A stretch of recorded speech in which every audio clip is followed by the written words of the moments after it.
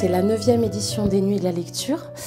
Donc les Nuits de la Lecture, c'est un événement national organisé par le ministère de la Culture et le CNL, le Centre national du livre, placé cette année sous la thématique des patrimoines. Donc les patrimoines en référence à la littérature de l'intime, à l'héritage commun, au patrimoine culturel, matériel et immatériel. À cette occasion, nous avons décidé d'ouvrir les festivités sur un événement autour de la personnalité d'Élisée Reclus, qui est un géographe visionnaire du 19e siècle, qui est également militant anarchiste, qui est une personnalité emblématique, que ce soit d'un point de vue historique et littéraire. L'événement de ce soir est en partenariat avec les musées de la ville de Digne et notamment de la maison Alexandra Davinel qui a fourni des ressources précieuses permettant de rassembler ces correspondances de jeunesse entre Alexandra Davinel et Élisée Reclus. La seule étude véritablement sérieuse que je fasse est celle de la géographie. Et je crois qu'il vaut beaucoup mieux observer la nature chez elle que de se l'imaginer au fond de son cabinet.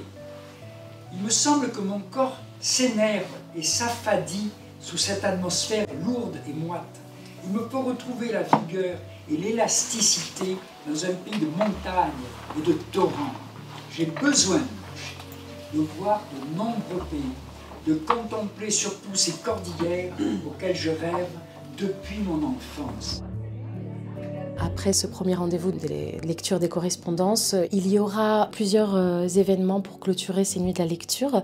Donc des événements en partenariat avec le Conservatoire à rayonnement départemental, avec un événement autour de la musique et de la poésie et un autre autour du conte.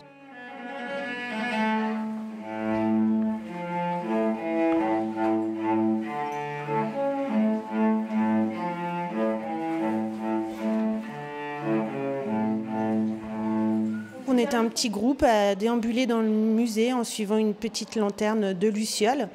Et en fait, dans chaque pièce, il y avait à la fois une lecture et un petit concert ensuite. Le fait que ce soit dans la pénombre, ça rajoutait un petit côté aventureux. Et puis après, le mélange de musique et lecture, moi j'ai trouvé ça très chouette. Des lectures qui étaient très poétiques. Nous, on adore lire, que ce soit les adultes ou les enfants. Donc c'est chouette, c'est découvrir les livres autrement. J'ai beaucoup aimé ce thème des lucioles. Pour les enfants, c'est magnifique.